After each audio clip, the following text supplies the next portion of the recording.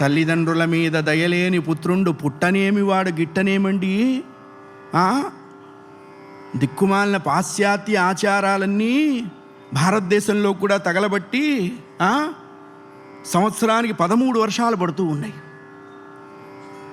మనం బ్రతికి ఉండగా మన తల్లిదండ్రులు అనాథాశ్రమాల్లో ఉన్నారు అంటే మనం చచ్చిన వాళ్ళతో సమానము, అనుమానమే లేదు, రాసుకోండి. మాతా సమం నాస్తి శరీర పోషణం అని చెప్పింది ధర్మశాస్త్రం. భగవంతుడు ఎక్కడో శంఖచక్రాలతోనో త్రిశూలాలతోనో దేవాలయంలో ఉండడు. 9 నెలలు తను చచ్చి నీకు బ్రతికి జన్మనిస్తుంది తల్లి. దేవాలయానికి వెళ్ళినప్పుడు దేవుడు కనపట్టలేదు నాన్న అని మనం ఏడిస్తే ఆ తండ్రి వాడి భుజాల మీద మనల్ని కూర్చోబెట్టి దేవుణ్ణి చూపిస్తాడు. అప్పుడు మనకి తెలుస్తావు మనం కూర్చున్నదే భగవంతుడి భుజాల మీద అని.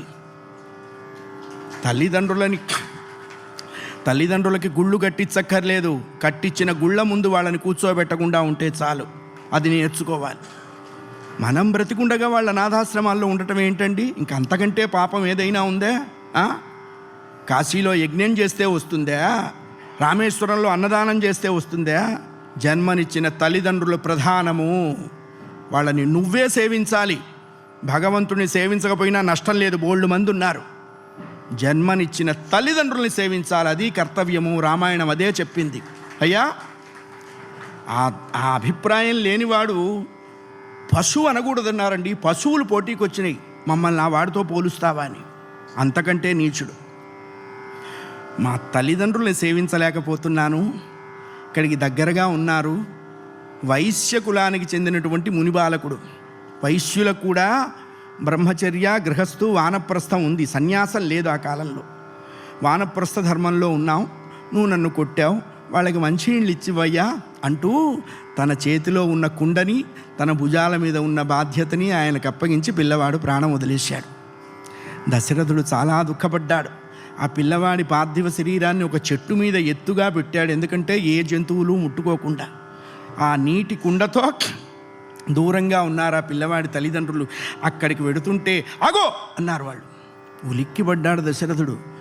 పుట్టుగుడ్డి వాళ్ళన్నారు, నేను వీళ్ళ అబ్బాయిని కాదని వీళ్ళకి ఎట్లా తెలిసిందబ్బా అన్నారు. గుడ్డి వాళ్ళకి అంతర్గత జ్ఞానం ఎక్కువ ఉంటుంది. ఎవడవురా మా కుమారుండు ఏడి వివరం చెప్పుకున్నాడు. నమస్కరించారు. మా వాణ్ణి కదా పంపించాను, నువ్వు వచ్చావేంటి అని అడిగారు. మీరు మంచినీళ్ళు తాగితే చెప్తాను అన్నారు. నువ్వు చెప్తే కానీ తాగమన్నారు. ధర్మ సంకటం కలిగింది.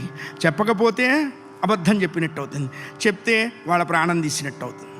ఏం చెయ్యాలో తోచక భారం భగవంతుడి మీద వేసి భయపడుతూనే చెప్పాడండి.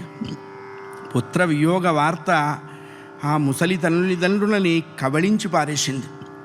నేల మీద అలా పడిపోయినారు.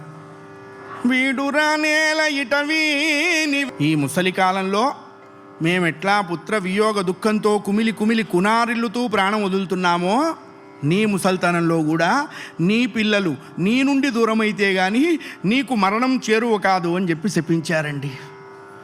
ఈ దుఃఖంలో ఏమిటి విశేషం అన్నారు.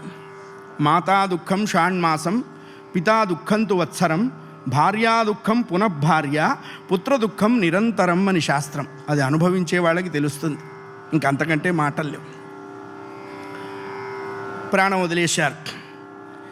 దుఃఖపడ్డాడు. ఏం చేస్తాడు?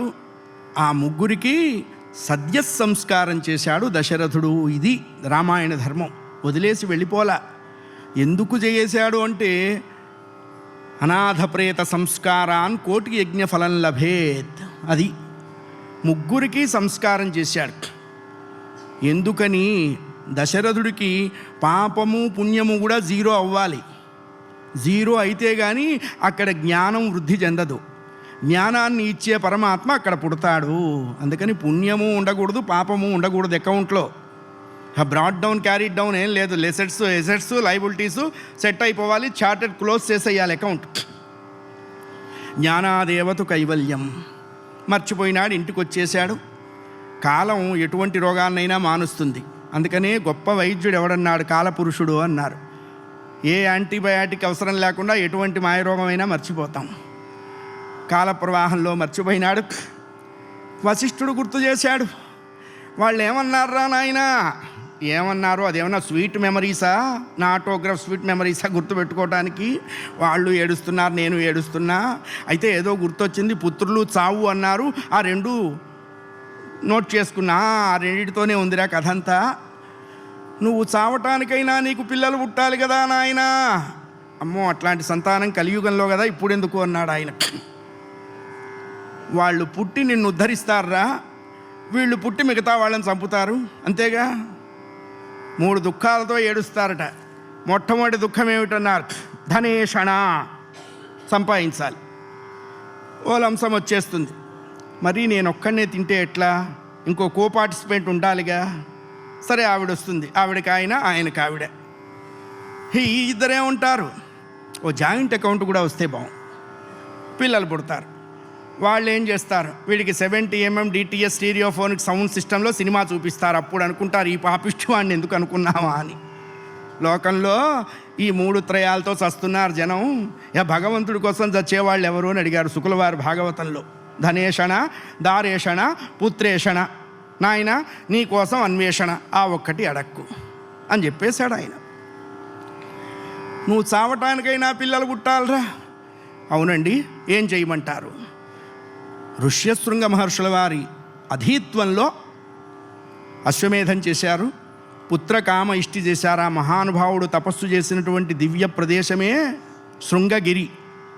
దక్షిణాంనా యజుర్వేద పీఠాన్ని శంకర భగవత్పాదుల వారు అక్కడ ప్రతిష్టాపన చేశారు. ఒకప్పుడు వన్స్ అపాన్ ఏ టైం అయ్యా, ఆ ఋష్యశృంగుల వారి అధీత్వంలో పుత్రకామేష్టి సవనం చేశారు. హోత, ఉద్గాత, అధ్వర్యు, వశిష్ఠు అని 4 ఉంటారు. దశరథుడు దానం చేయాలి కదండి. ఇక్కడ కూడా మనం నేర్చుకోవాల్సిన ధర్మం చెప్పారు. 15 లక్షలు కళ్యాణ మండపానికి పెడతాం, 20 లక్షలు వంట వాళ్ళకి ఇస్తాం, 30 లక్షలు డెకరేషన్కి ఇస్తాం. పెళ్లి చేయించిన బ్రాహ్మణ్ణి మీరు రేపు కనపడండి, డబ్బులు ఇస్తాం. ఏం దరిద్రం ఇది చెప్పండి. పెళ్లి చేయించిన పురోహితుడికి సద్యఫలం దక్షిణ ఇవ్వకపోతే వీడి 21 తరాల పితృదేవతలు చేసిన పుణ్యం చక్కగా వ్యాక్యూమ్ క్లీనర్ పెట్టి లాగేస్తాట భగవంతుడు. మిగతావన్నీ చేసినా చేయకపోయినా బ్రాహ్మడికి వెంటనే దక్షిణ ఇవ్వాలి. అలా ఇవ్వకపోతే గంటకి చొప్పున ఇంట్రెస్ట్ వేసి ఇవ్వమని చెప్పింది ధర్మశాస్త్రం. 15 రోజుల తర్వాత కనపడండి, మాకు వీలైనప్పుడు ఫోన్ చేస్తాను రండి. వాడు కూడా మాకు వీలైనప్పుడు పెళ్లి చేస్తాను రండి అంటే ఏమయ్యేది? ఫస్ట్ హౌ ఆర్ యూ అంటారు, తర్వాత హూ ఆర్ యూ అంటారు. అది మానుకోవాలి. అది మానుకుంటే బాగుంటుంది. దానం చేశాడు దశరథుడు. అందుకనే దాన దక్షిణలు ఎప్పుడూ పోస్ట్పోన్ చేయకూడదు. ఉన్నది కృష్ణార్పణం అంటూ చేతిలో పెట్టేయటమే. ఈ క్షణం దాడితే ఎవరేమవుతారో మనకేం తెలుసా? అనిత్యాని శరీరాన్ని విభవో నైవ శాశ్వత నిత్యం సన్నిహితో మృత్యు కర్తవ్యో ధర్మసంగ్రహ అని చెప్పింది శాస్త్రం. ధర్మాన్ని అనుసరించడమే జీవులు చేయవలసిన కర్తవ్యం.